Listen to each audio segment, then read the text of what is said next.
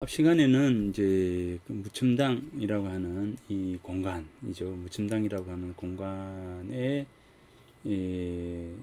편액에 편액을 중심으로 해서 무첨당이라고 하는 공간에 담겨 있는 그 의미들과, 그리고 이제 양동 마을이 지니고 있는 어떤 그 마을의 어떤 그 의미, 가치, 그리고 마을 사람들이 견지하고 있었던 어떤 지향점, 그리고 이 공간을 어, 이제 이해하고자 했던 방문자의 생각, 이런 부분들을 물에서옥이라고 하는 편액과 무첨당이라고 하는 편액과 좌해 금서라고 하는 그 편액의 의미를, 그죠, 문구의 의미를 가지고 한번 무첨당을 바라봤습니다. 그러면 이제 이번 시간에는 무첨당이라고 하는 이 호를, 자기 호를 스스로 이제 지니고 있으면서 살았던 이의윤이라고 하는 인물에 대해서 살펴보도록 하겠습니다.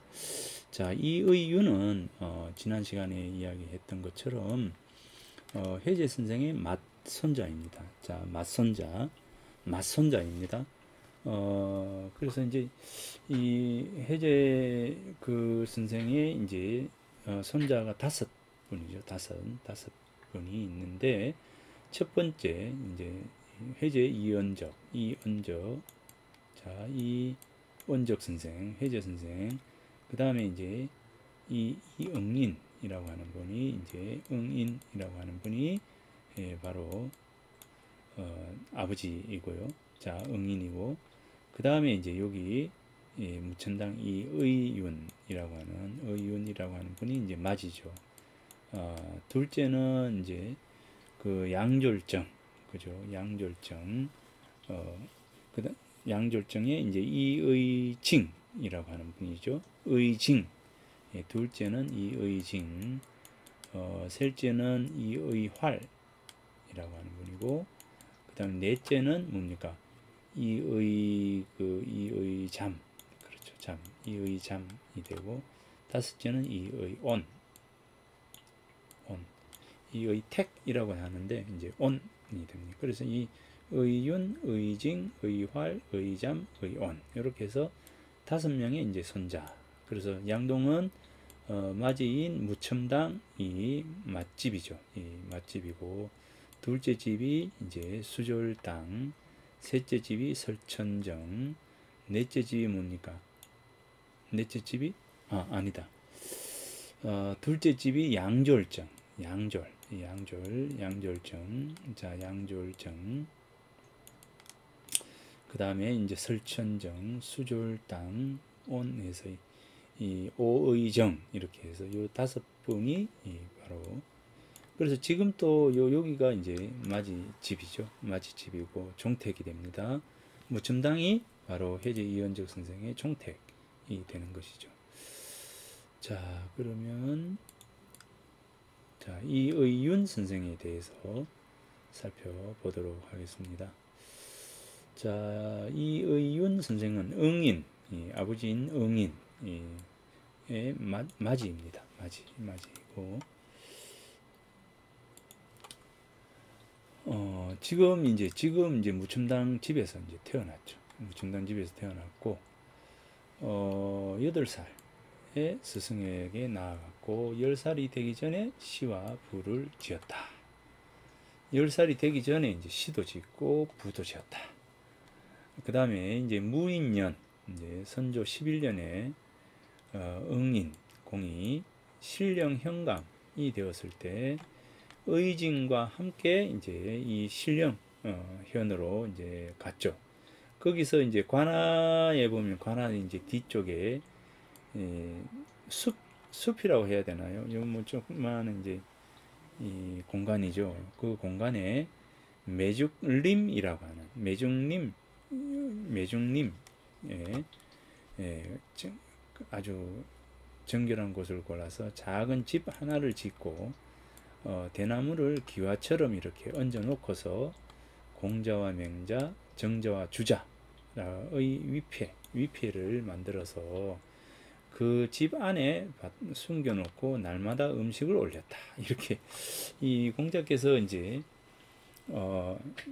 제기를 이제 모아놓고 그렇게 놀았다라고 하는데, 마찬가지로 이 무첨당 이의연 선생도 이 어릴 때 그 15살 되던 해에 신령 현감인 이 응인공을 따라서 가서 그곳에서 이제 이렇게 음식을 차려놓고 늘 제사를 지내는 이제 이런 모습을 보였다라고 하는 거죠. 매일 아침과 저녁에 손을 씻고 예절을 갖추었는데 부모님께서 기특하게 여겼다. 16살이 되던 해에 이제 모친이 돌아가시고, 돌아가시고 난 뒤에 이제 그 무첨당 선생이 그 어머니 묘소 옆에서 시묘살이를 했죠. 그래서 이제 흙바닥에서 자며 3년간 슬픔을 다했다. 3년상을 마쳤을 때는 이 담질이 생겼고, 이 때문에 이제 평생 고생을 했다. 자, 23살에 병술년에 한양에서 별시에 응시하였다. 당시 재상으로 있던 소재 노수신. 노수신이 누구냐면 바로 해제 선생의 이제 제자입니다. 해제 선생의 제자. 소재 선생이 바로 이제 해제 선생의 제자라고 이제 그렇게 해서 해제 선생의 제자입니다. 그래서 이제 이 소재 노수신이 이 맏아들인 그 무첨당 선생을 만나보고자 했다. 음직입니다. 이제 과거를 보지 않고 훌륭한 이 덕이 있는 사람에게 주는 벼슬이 음직이죠. 음직을 주겠다고 하였지만 공은 청탁을 하고 싶지 않았으므로 고향에 내려간다는 핑계를 대고 만나지 않았다. 그래서 이제 소재 노수신 선생을 이제 만나지 않고 내려왔다라고 합니다. 그리고 이제 24살, 아까 잠깐 읽어봤던 이제 불괴, 부끄럽지 않는 거, 옥루에 있어서도 부끄럽지 않는 불괴 옥루잠이라고 하는 잠을 쓰고 이제 공부를 하겠노라라고 그렇게 했습니다. 26살에 이제 한강 정구 선생을 스승으로 모셨습니다. 지난번에 이야기했다시피 이제 한강 정구의 경우에는 이 회재 선생의 제자의 역할이죠. 이제 회재 선생의 이 학문을 늘 추앙했던 태계 선생과 그 다음에 남명 선생, 이렇게 해서 영남학이 바로 이 태계와 남명에 의해서 이제 둘로 나뉘어지죠. 이 한강 정구가 이 두 분에게 다 이제 공부를 했고, 그래서 이제 영남학맥이 나뉘어졌던 영남학맥을 하나로 모은 사람이 바로 이 한강 정구예요. 그래서 이제 이 한강 정구 선생을 이제 스승으로 모시고 심경을 배우고 성리서를 들었다. 그래서 한강 정구의 제자가 된 거죠. 그래서 한강 정구 선생이 독서는 산을 유람하는 것과 같으니 산을 오르다 반도 못 가서 내려오는 자도 있고, 산을 두루두루 돌아다니면서 그 흥취를 알지 못하는 사람도 있다. 이 산을 오르다가 내려오는 사람도 있고, 학문을 하는 것은 산을 하는 이 독서라고 하는 것은 산을 유람하는 것과 같다. 독서를 하다가 그 의미를 찾지 못하는 사람도 있고, 또 이 산, 저 산 다니면서 이제 독서를 하면서도 독서에 대한 의미들을 잘 알지 못하는 사람도 있다. 반드시 산수의 흥취를 깊이 안 뒤에야 산수를 유람했다고 할 수가 있다. 라고 이제 하였다고 합니다. 누굽니까? 바로 이 무첨당에게 바로 어떤 사람요? 바로 이런 사람이다. 산수를 두루두루 유람한 인물이다. 이렇게 칭찬을 했다라고 합니다. 자, 그 다음에 27세에 석원조오잠. 자, 27살에 회재 선생이 원조오잠을 지었다 했잖아요. 그 손자인 이 회재 무첨당 이의 이윤 선생이 바로 27살 아침에 할아버지를 이어서 이을 속자잖아요. 속 원조 오잠을 짓게 됩니다. 그리고 그해 가을에 향시에 이제 합격을 하게 되고요. 29살 때 4월에 이제 임진왜란이 일어나게 됩니다. 임진왜란이 일어나가지고 바로 7일 만에 이제 부산에서 들어온 그 왜구가 7일 만에 어디까지 오느냐면 바로 경주를 함락을 시키고 올라가게 됩니다. 이제 그래서 이제 우리 7일 만에 이 그 형산강 여기 경주에까지 올라온 겁니다. 그러니까 우리가 걸어서 부산에서 걸어서 올라오면은 7일이 걸리겠죠. 그죠? 그러니까 한 번도 이 거침없이 그냥 걸어서 올라오더라도 바로 이곳까지 온 거죠. 그러니까 대단한 그냥 뭐 거침없이 이제 우리나라의 산하를 조선 산하를 이제 노략질하면서 올라온 겁니다. 자, 그래서 이제 경주가 함락이 되고 경주가 함락이 될 때 이 무침당은 응인공 아버지인 응인공을 모시고 이제 난리를 피하게 됩니다. 그런데 이제 이 난리 중에서도 이제 만난 음식으로 봉양했다 이렇게 전합니다. 30살이 되던 해에 이제 응인공이 전염병에 걸리는데 이 전염병에 걸린 응인공을 밤낮으로 옆에서 모시고 정성을 다했습니다. 그리고 이 응인공이 위독해지자 문 밖으로 나가서 오열하고 울음을 삼켰고 방에 들어가서는 슬픔을 덜어드리는데 힘썼다. 몸소 변이 단지 쓴지를 맛보면서 매일 밤 목욕하고 자신을 대신 죽게 해달라고 하늘에 기도했다.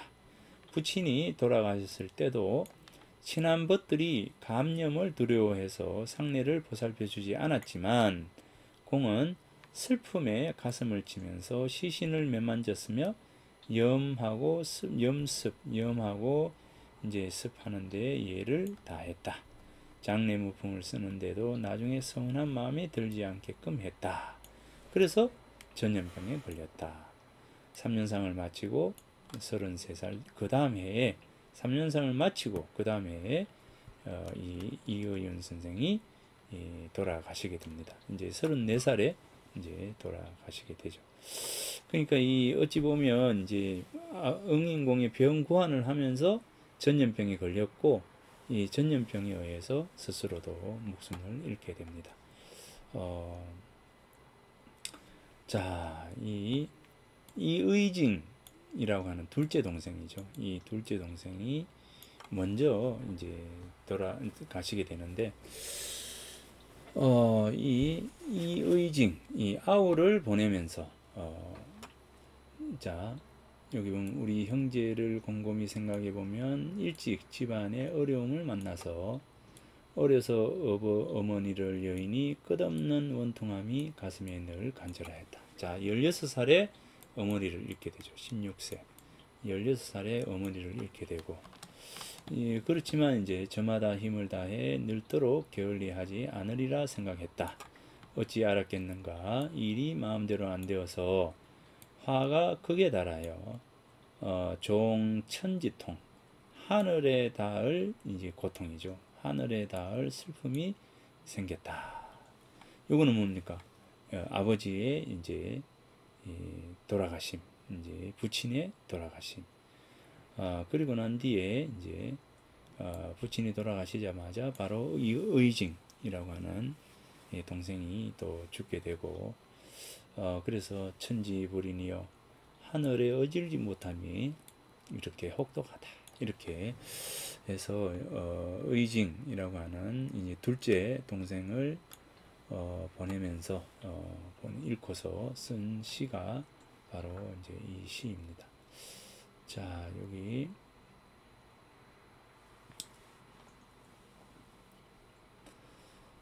여기 지난달의 잘못을 용감히 고치기로 한 유흠제, 흠제를 축하하며 그 다음에 흠제가 약속을 하고도 오지 않아 시로 깨우쳐 주다라는 시가 있습니다. 자, 요 시를 한번 읽어볼까요? 이 금난지교를 맺은 지 이미 5해. 그죠? 친구가 된 지 5년이 된 거죠. 본보기를 어찌하여 나의 선조에게서 찾았나. 자, 회제 이은적 선생이 바로 이제 멘토가 된 거죠. 멘토. 만약 겉만 화려한 습성을 벗어버리면 꽃과 버들 속에 사람이 현인으로 변하리라. 자, 요 이제 흠제의 경우에 유흠제라고 하는 이 인물이 어떤 사람이냐라고 한다면 해제 선생을 흠모하고 해제 선생의 삶을 이제 자신의 삶의 어떤 가치로 이제 받아들이기로 한 인물이죠. 이제 사수를 통해서 무엇을 스승으로 삼았던 인물이 바로 이제 회제 선생이라고 하는 거죠. 그런데 이 유흠제는 어떤 그 습성이 있느냐? 겉을 꾸미는 습성, 예, 겉을 드러내는, 좀 자신을 이제 과시하고 자신이 가지고 있는 부분들을 드러내려고 하는 그런 인물이었다라고 하는 거죠. 어찌 보면 이제 이 자장과 같은 비슷한 인물이라고 보면 될 것 같습니다. 자장, 이 자장이라고 하는 인물, 그죠? 이 공자의 제자 중에 이제 자장과 자하가 있는데 바로 이 유흠제라고 하는 분은 어떤 인물? 바로 자장, 자신을 드러내기를 좋아하는 좀 이렇게 뭔가를 이렇게 알리려고 하고 자신이 가지고 있는 학문적인 부분들을 다른 사람에게 이렇게 좀 그거 하려고 하는 젠체하고 난체하는 그런 인물이 바로 이제 유흠제다 이렇게 볼 수 있습니다. 그래서 이 유흠제가 자신이 가지고 있는 이 단점, 겉만하려한 습성이라고 하는 이 부분을 버리겠노라 라고 이제 했기 때문에 그것을 축하하면서 바로 이렇게 썼다는 겁니다. 그러니까 이 친구에게 그 자신의 어떤 자신의 단점을 고치겠노라고 이렇게 이야기한 유흠제에게 어떻게 시로서 축하를 하면서 자네는 겉만 화려한 습성, 자, 이 달이라고 하는 이 자장이 가지고 있는 그 세상에 이제 소문이 나기를 좋아하는, 그죠? 우리가 자기 PR이라 하잖아요. 이 소문 나기를 좋아하는 이러한 인물이 바로 이제 유흠제였다는 거죠. 자, 그래서 이렇게 하면은 안 되고 어떻게 해야 되느냐? 이 문을 버리고 달이라고 하는 가치를 지니고 있어야 한다라고 이야기한 게 누구냐면 바로 이제 이 무첨당이라는 거죠. 그래서 겉만 화려한 습성을 벗어버리고 꽃과 버들 속에 사람이 현인으로 변하니라. 그죠? 자, 이것을 벗어버려라. 라고 하는 겁니다. 자, 그런데 이 흠제가 약속을 하고도 오지 않아서 시로 깨우쳐 주다. 이렇게 됩니다. 어제는 기약을 하고 오늘은 늦으니. 자, 어제 약속을 했어요. 약속을 하고 약속했는데 늦게 오는 거죠. 약속을 저버린 거죠. 공연히 찬 저녁 하늘을 바라보네. 자, 분명히 약속을 했는데 약속 시간에 오지를 않는 거죠. 그러니까 기다리다가 저녁 시간이 지난 거죠. 저녁 시간이 지난 겁니다. 그러니까 이제 저녁 시간이 지난 때까지 기다리는 거죠. 이렇게 되니까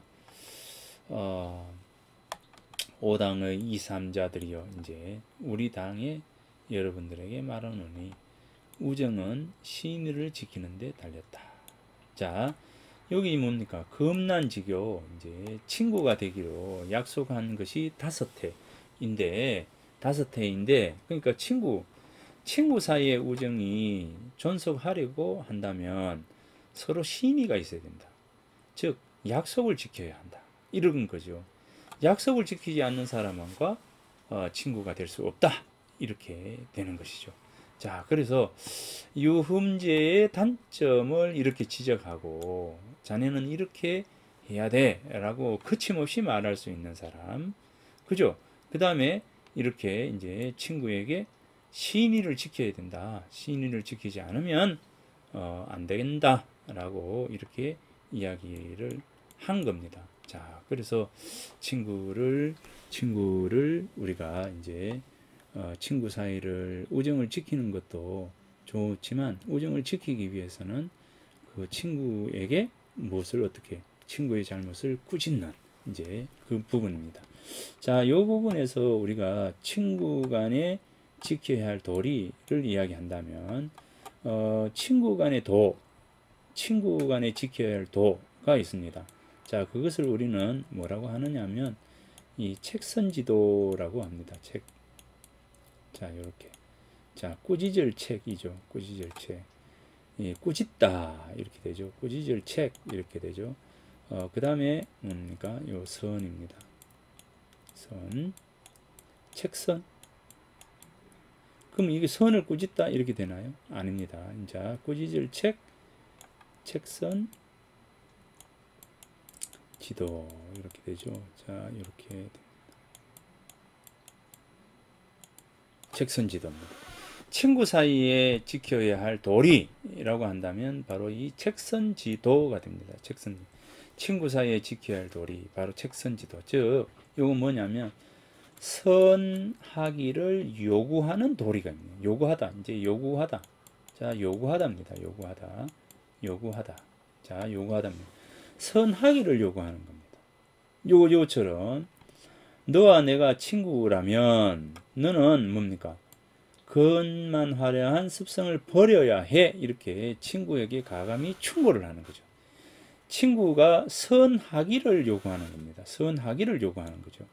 선하기를 요구하는 도리를 바로 책선지도인데, 여기 보면 이 무첨당 선생은 친구에게 자네와 내가 친구지.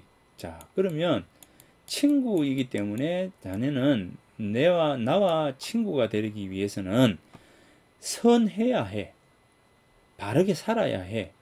친구 간의 의리를 지켜야 해. 자, 이런 겁니다. 요구하는 겁니다. 요구하다. 선하기를 요구하는 도리가 바로 친구 사이의 도리입니다. 그래서 이제 이 무첨당 선생은 흠재에게 뭡니까? 겉만 화려한 습성을 버려라. 다른 사람에게 소문나고 자신을 드러내려고 하는 그런 마음을 버려라. 이렇게 요구를 하는 겁니다. 자, 그러면서 또 하나는 뭡니까? 기약을 하고 오늘 늦으니, 자, 신의를 지켜야 한다. 신의를 지키지 않는 친구와는 친구를 할 수가 없다. 이렇게 이야기를 하는 겁니다. 자, 그래서 이제 책선지도, 친구 사이에 지켜야 할 도리는 바로 책선지도입니다. 선하기를 요구하는 도리, 즉 친구가 잘못된 길을 가면 너 그렇게 하면 안 돼 라고 말할 수 있는 것, 그런 말을 하지 않는 친구하고는 사귀지 말아라, 이렇게 되는 것이죠. 그리고 또 하나는 친구에게 3번 너 그렇게 하면 안 돼 라고 요구했을 때 이 친구가 내 말을 듣지 않을 때, 이 선하기를 요구했는데 듣지 않는다 라고 한다면 뭡니까? 그래, 너하고 내하고는 친구하지 말자, 이겁니다. 예, 바로 그겁니다. 그래서 우리가 이제 친구 사이에는 책선 지도가 있습니다. 그래서 뭡니까? 근묵자흑. 먹을 가까이 하면 검어지고. 자, 이 가까울 근자잖아요. 근묵. 먹을 가까이 하면 검어지는 거죠. 자, 이렇게 먹을 가까이 하면 근묵자. 먹을 가까이 하는 자는 어떻게 됩니까? 검어지고 검어지죠. 먹을 가까이 하면 이제 검어지고요. 건주. 자, 붉을 주자, 인주 주자죠. 자, 인주 주자. 건주, 인주를 가까이 하면은 붉어진다. 건묵자 적, 이렇게 해서 붉어진다는 겁니다. 그러니까 이제 이 친구 간에는 이런 것들이 있다는 거죠. 근데 만약에 내 친구에게 선하기를 요구했는데 받아들이지 않는다. 나쁜 길로 간다. 라고 하면 어떻게 됩니까? 친구가 나쁜 길로 가게 되면 곧 내가 나쁜 길로 가게 되고, 그죠? 이겁니다. 이제 그래 되니까 어, 유유상종 이렇게 되잖아요. 우리가 보통 이야기하잖아요. 이제 그래 되기 때문에 친구 사이를 끊는 겁니다. 자, 이게 바로 친구 사이에 지켜야 할 도리라고 한다면 책선지도가 있다라고 하는 부분입니다. 그래서 친구 사이에는 비슷한 사람끼리 이제 만나게 되는 부분들, 금묵자흑, 건주자적이라고 하는 이런 부분이 있기 때문에 친구를 고쳐서 나와 비슷한 사람이 되도록 하는 것. 아니면 뭡니까? 친구를 버리는 거죠. 그런데 만약에 이제 부모님께서 내가 그렇게 하시면 안 됩니다라고 이야기를 했는데 부모께서 끝까지 듣지 않는다 라고 하면 뭡니까? 따라간다 이겁니다. 부모는 또 친구와는 또 다른 부분이기 때문에요. 자, 그런 그 육아에서의 도리가 있습니다. 자, 양진제에 앉아서 글을 보다가 잠깐 졸았던 자신을 책망하며 쓴 시 이렇게 됩니다. 자, 이 무천당 선생이 어떤 인물이었는지에 대해서 우리가 단적으로 잘 할 수 있는 그런 시입니다. 아주 좋은 시입니다. 아주 좋은 시입니다. 여러분들 꼭 기억을 해 두면 좋겠습니다. 여기 글을 보다가 갑자기 졸음에 빠졌으니 이미 잃어버린 마음을 되찾기가 어렵구나. 성인이 썩은 나무라고 꾸짖을까봐 두려워서 경자를 고요한 가운데서 찾아본다. 이겁니다. 여기서 성인이라면 누굽니까? 바로 공자입니다. 공자께서 썩은 나무라고 꾸짖을까 두려워서. 자, 요거는 이제 이 고사, 이제 논어에 나오는 이야기가 있습니다. 이 제여 이런데 제아라고 하는 사람. 이 제아라고 하는 사람이 있어요.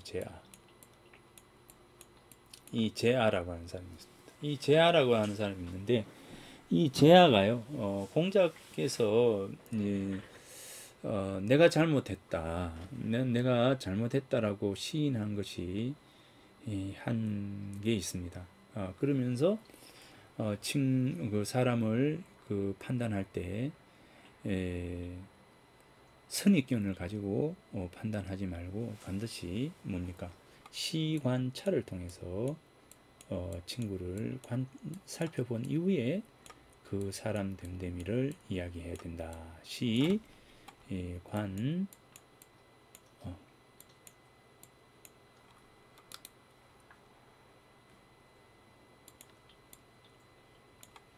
시관찰에 대해서 이야기를 했습니다. 자, 이렇게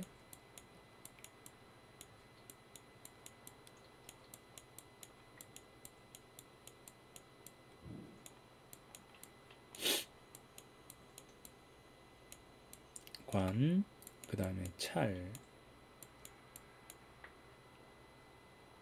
이렇게 되죠.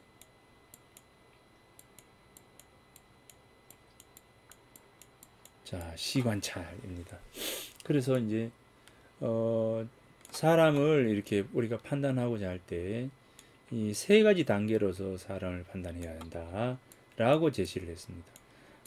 그래서 공자가 자신을 굉장히 꾸짖었어요. 이제 꾸짖었는데 뭐냐면 제아라고 하는 사람과 자오라고 하는 사람이 있어요. 제자 중에 내가 제아와 자오를 통해서 내가 잘못한 것을 알았다. 라고 이제 시인합니다. 그러면서 사람을 판단할 때는 시와 관과 찰이라고 하는 이 과정을 통해서 이 단계를 통해서 사람을 판단해야 한다. 즉 선입견을 가져서는 안 된다라고 하는 겁니다. 사람을 평가를 할 때 선입견을 가지고 평가를 해서는 안 된다. 자, 그 사람을 볼 때 한 번 보고 판단한 것이 아니라 두 번, 세 번, 네 번, 다섯 번, 여섯 번을 통해서 꾸준히 상대를 관찰한 이후에 그 사람을 일단은 이제 1단계 여러 번 오랫동안 그 사람을 주시해야 된다 라고 하는 겁니다. 그 다음에 두 번째 뭐냐면 그 사람을 주시하는데, 그죠? 그 사람을 주시하는데, 자, A 같은 행동을 하고, 자, 만약에요, 어떤 사람이 쓰레기를 버리고 줍는 사람이 있어요. 매일 쓰레기를 주워요. 자, 내가 오늘 가는데 어떤 사람이 쓰레기를 줍고 있어요. 우리 동네에 이제 쓰레기를 줍고 있습니다. 그러면 이제 우리는 보통 하죠. 와, 저 사람 대단하다라고 하지만 공자께서는 즉 오늘 쓰레기를 줍고 내일 쓰레기 줍고 모레 쓰레기 줍고 꾸준히 이 사람이 쓰레기를 줍는지를 살펴봐라는 거죠. 두 번째는 뭐냐면, 자, 이 쓰레기를 줍는 사람이 무슨 의도로 쓰레기를 줍느냐. 의도가 뭐냐? 목적이 뭐냐는 거죠. 목적. 왜 쓰레기를 줍는지를 우리가 생각을 해봐야 된다는 거죠. 단순히 이 사람이 매일매일 한 달, 두 달, 1년을 쓰레기를 줍는 모습을 우리가 봤을 때 여기에서만 판단해서는 안 된다는 거죠. 요것만 보고 판단해서는 안 되고 왜 쓰레기를 줍는가에 대한 의도를 파악해야 된다라고 하는 겁니다. 그 다음 마지막으로 차의 단계로 나아갔을 때 세 번째는 뭡니까? 자, 의도를 통해서 이 사람이 이 차를 통해서 이 사람이 쓰레기를 줍는 것을 통해서 행복해 하는지를 살펴봐야 된다는 거죠. 행복해 하는지를 살펴봐야 돼. 즐거워하고 행복해 하는지까지를 살펴봤을 때 이 사람이 쓰레기를 줍는데 자신이 생각하는 어떤 의도가 있는 것이 아니라 뭡니까? 주변이 깨끗해지기를 바라기 때문에, 그래서 줍고 그 쓰레기를 주우면서 뭡니까? 행복해 하는 거죠. 매일매일 행복해 하는. 그 행복해 하는 어떤 모습을 봤을 때, 이 사람은 진짜 뭡니까? 괜찮은 사람이구나 라고 판단을 한다는 거죠. 그래서 이렇게 시관찰이라고 하는 것을 통해서 사람을 판단해야 한다라고 이야기를 하게 된 이유가 뭐냐면, 원인이 뭐냐면 바로 제아라고 하는 사람과 자우라고 하는 사람에 의했습니다. 그래서 이제 이 공자가 이 제아라고 하는 사람이 말을 참 잘했기 때문에 만나자마자 첫눈에 이 제아가 탐이 났던 거죠. 그래, 그러면 니는 내 제자가 되어라 라고 말을 해서 제자가 되었는데, 이 제아가 말은 엄청나게 잘하는데 행동을 잘 못하는 거예요. 그 행동을 잘 못하는 것이 뭐냐면 바로 이겁니다. 제여가 낮잠을 잤어요. 제아가 낮잠을 잡니다. 공자는 잠을 자는 것에 대해서 엄청나게 싫어했어요. 특히 낮잠 자는 것, 게으름에 대해서 엄청나게 싫어했고 꾸짖었습니다. 그러면서 한 말이 뭐냐면, 자, 이 공자께서 뭐라고 하느냐면, 썩은 나무는 조각할 수 없다. 조각할 수가 없다. 썩은 나무는 조각할 수가 없다라고 했습니다. 그러면서 이제 뭡니까? 분토지색은, 그죠? 거름 흙으로 쌓은 담장입니다. 자, 그래서 이제 거름 흙으로 쌓은 담장은 뭡니까? 불가후 흙손질을 할 수가 없다. 이렇게 했습니다. 제여에 대해서 꾸짖을 것이 있겠는가? 더 이상 꾸짖을 필요도 없다. 꾸짖을 가치도 없는 인물이야. 이렇게 했습니다.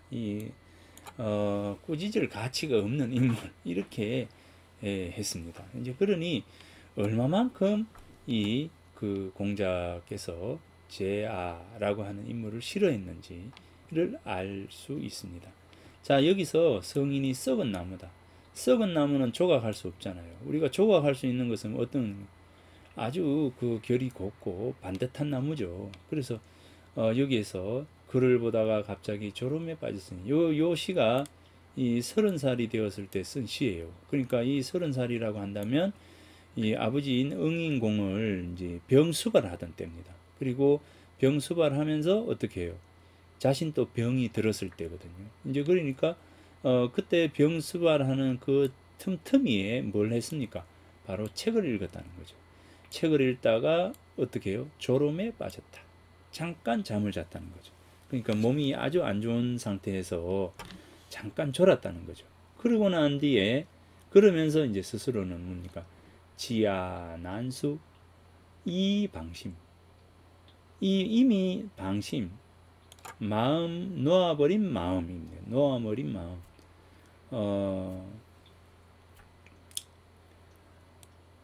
이 방심, 놓아버린 마음. 자, 이미 놓아버린 마음을 거둘 수가 어렵겠구나. 거두기가 힘들겠구나. 자, 이미 잃어버린 마음을 되찾기가 어렵겠구나. 그리고 뭡니까? 성인이 썩은 나무라고 꾸짖을까 두려워서 경자를 고요한 가운데서 찾아본다. 자, 스스로가 이제 이 공자께서 제아에게 한 이 말씀을 이제 끄집어 내면서 자신의 잘못을 두고 이렇게 질책을 하는, 스스로 질책을 하는 그런 모습이 나옵니다. 자, 그래서 경자, 공경경자죠. 공경경자를 고요한 가운데서 찾아보내라고 쓴 시입니다. 자, 여기서 보면 방심이라 했잖아요. 방심, 마음을 놓아버렸다. 여기 보면 경을 통해서 잃어버린 마음을 찾겠다. 요게 이제 실제 요 시 주제인데, 맹자는 이는 사람의 마음이고, 그죠? 의라고 하는 것은 사람이 걸어가야 할 길이라는 거죠. 임이라고 하는 것은 사람이 가지고 있는 마음이고, 의라고 하는 것은 사람이 걸어가야 할 길인 거죠. 그 길을 버리고 따라가지 않고 마음을 놓아버리고, 방심이죠. 마음을 놓아버리고 찾을 줄을 모르니 슬프도다. 이렇게 합니다. 그러니까 우리가 이제 개나 닭이라고 하는 가축이 집을 나가면 가지고 오려고 생각을 하는데, 내가 마음속에 간직해야 할 이 마음, 그죠? 이 마음, 이 천심, 바람직한 좋은 마음이죠. 이 마음이, 천심이 어떻게 해요? 인심으로 바뀌었는데도 불구하고 이 천심을 찾으려고 노력하지 않는 거죠. 자, 요겁니다. 책을 읽다가 졸게 된 것을 마음이 놓아버렸다. 방심이다. 이렇게 이제 스스로가 꾸짖는 거죠. 학문하는 길은 다른 것이 무타라. 다른 것이 없고 자기가 드러내놓은 마음을 찾는 겁니다. 마음을 찾는 것이다 라고 했는데, 졸면서 마음을 찾을 수는 없는 일이다 라고 하는 거죠. 이제 그래서 졸면서 마음을 찾을 수는 없다. 자, 그러니 항상 스스로가 매진하고 노력하고 이렇게 해야 되는 거죠. 자, 매진하고 노력한다라고 하는 것, 매진하고 노력한다라고 하는 것, 여기 보세요. 요는 급만하려한 습성을 버리고, 그 다음에 신의를 지키고, 약속을 한 것을 반드시 지키고 하는 이런 어떤 부분입니다. 그러니 이제 이런 어떤 부분에서 스스로를 항상 조심하고 조심하는 그런 마음이어야 한다라고 스스로가 생각을 한 겁니다. 자, 그러면 다음의 시를 한번 보겠습니다. 자, 요거는 이제 회제 이현적 선생의 잠입니다. 자, 요거는 뭐 넘어가고, 자, 속 원조 오잠을 한번 보도록 하겠습니다. 이 속 원조 오잠은 이 회제 선생이 쓴 27살이죠. 27살, 27살에 쓴 회제 선생이 새해 첫날에 쓴 원조 오잠을 이어서 속 원조 오잠, 그래서 이제 무첨당 선생이 27살 때 쓴 글이 바로 이제 이 글입니다. 그래서 할아버지의 어떤 그 생각들을 이어서 스스로도 그렇게 살겠노라 라고 하는, 이 무첨이라고 하는 조상에게, 부모에게 부끄럽지 않는 내가 되겠노라 라고 하는 무첨당이라고 하는 호와 같이 이 속 원조 오잠을 적음으로 해서 이 할아버지인 회제 이현적 선생이 지니고 있었던 가치들을 스스로 잘 이어 가겠노라 라고 하는 그 다짐이 바로 이 속 원조 오잠에 있습니다. 자, 한번 읽어 볼까요? 나의 선조고 해제 선생은 새해 아침에 1517년 새해 아침에 원조 오잠을 지으셨다. 첫째는 외천, 둘째는 양심, 셋째는 경신, 넷째는 계과, 다섯째는 독지다. 자, 외천, 천명을 두려워하는 거죠. 천명을 두려워하는 거. 그래서 우리들 스스로가 가지고 있어야 할 바른 선의 가치, 바른 삶의 가치들을 내가 지니고 있느냐, 지니고 있지 못하느냐에 대한 두려움. 이게 외천입니다. 둘째는 양심이죠. 마음을 수양하는 거죠. 심성을 수양하는 거. 마음을 수양하는 것이죠. 자, 마음을 수양하는 잠. 그 다음 셋째는 경신. 몸을 공손하게 하는, 공경하게 하는, 그죠? 이 경신입니다. 넷째는 계과. 허물이 있으면 고치는 거. 그죠? 잘못한 일이 있으면 고치겠다라고 하는 것이 계과입니다. 다섯째는 독지라고 해서 뜻을 돈독하게, 삶의 가치를 분명하게 하는 것. 이겁니다. 그래서 이게 이제 이 5가지의 잠, 오잠이죠. 이 잠을 27살 되던 해 첫날에, 새해 첫날에, 설날 아침에 쓴 거죠. 설날 아침에 썼습니다. 선조고께서는 덕을 증진하는 공부를 하루라도 새롭게 하지 않는 날이 없었고, 한 해도 변화하지 않는 해가 없으셨다. 그러나 여전히 부족하게 여기고 말씀하셨다. 나는 태어난 지 27해가 되었으나 행동은 절도에 맞지 않고 대부분 법도에 어긋난다. 배움은 고되지만 도는 이루어지지 않았고 나이는 늘었지만 덕은 증진되지 않았다. 성현의 경지에는 이르지 못하고 끝내 보통 사람으로 되고 말 것이 분명하구나. 자, 그래서 여기 보면 선조고께서는 덕을 증진하는 공부를 하루라도 새롭게 하지 않는 날이 없었고 한 해도 변화하지 않는 해가 없었다. 그러나 나는 여전히 부족하게 여기고 어딥니까? 없으셨다. 그러나 여전히 부족하게 여기고 말씀하셨다. 나는 태어난 지 27해가 되었으나 행동은 절도에 맞지 않고 대부분 법도에 어긋난다. 배움은 고되지만 도는 이루어지지 않았고 나이는 늘었지만 덕은 증진되지 않았다. 성현의 경지에는 이르지 못하고 끝내 보통 사람이 되고 말 것이 분명하구나. 그리고는 잠을 지어서 스스로 경계하셨다. 선조고의 덕을 이룬 학문으로도 그 말씀이 이와 같고 그 잠이 또한 이와 같았는데 하물며 나 같은 어리석은 재질을 가진 못난 손자로서 어찌 감히 그것을 갑자기 깨하겠는가. 자, 이랬습니다. 그래서 이제 동방오현인 회제 이현적 선생, 즉 할아버지가 가지고 있었던 늘 부족하게 여기고 늘 스스로를 경계했던 그 마음을 본받아서 할아버지도 이랬었는데 내 같은 사람이야 오죽하겠는가 라고 하는 그 말이죠. 자, 불초소는 비록 자신이 아무것도 할 수 없는 사람이라는 것을 알지만 일찍이 가학의 뜻을 두어서 낳아주신 분들을 욕되게 하지 않으리라고 생각한 적이 있다. 그러나 나 자신이 몸소 행한 것을 돌아보고 선조고의 할아버지의 원조 오잠의 뜻에 힘쓰지 않아서 그 만에 하나라도 체득하지도 못했다.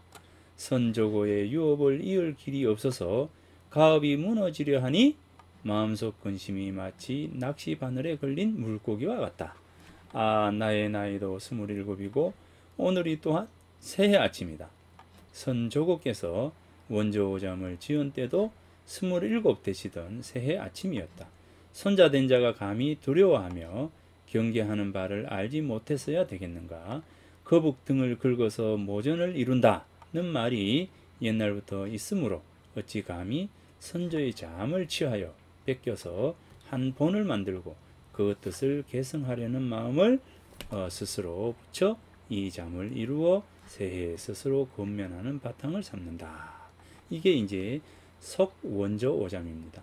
자, 그래서 이 속 원조 오잠을 쓰면서 할아버지의 이 학문적인 지향점에 대한 어떤 부분들을 스스로 따라가고 또 스스로도 이런 어떤 부분들을 늘 생각하면서 한번 쫓아가 보겠노라. 뜻을 계승하려는 마음을 스스로 해서 앞으로 이렇게 살아가겠노라 라고 하는 이제 그런 다짐을 이 속 원조 오잠에서 하고 있습니다.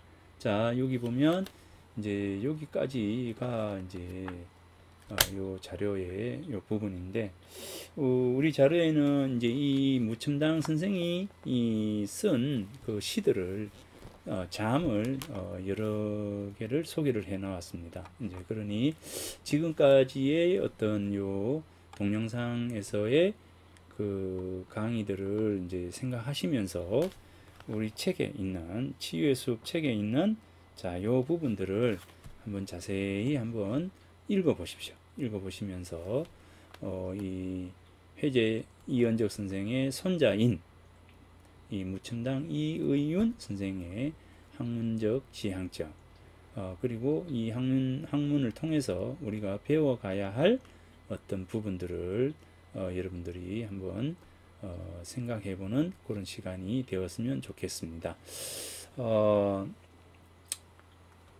학문이라고 하는 것은 본받는다라고 했잖아요. 이제 그래서 다른 사람의 글을 통해서 우리가 항상 나를 돌아보고 나를 이래 성찰해 가는 그런 시간이 되었으면 좋겠습니다. 자, 오늘은 무첨당 이의윤 선생의 글을 생애를 통해서 글을 한번 살펴보았습니다. 자, 수고했습니다.